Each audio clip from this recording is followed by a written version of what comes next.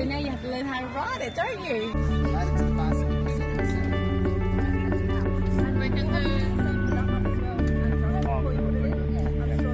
Single mum to 3 beautiful children, Matthew being my youngest.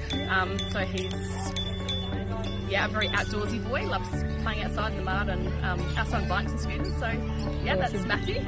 Yeah. And he was super excited about getting a bike today, so tell us what that felt like. Extremely excited, made me cry.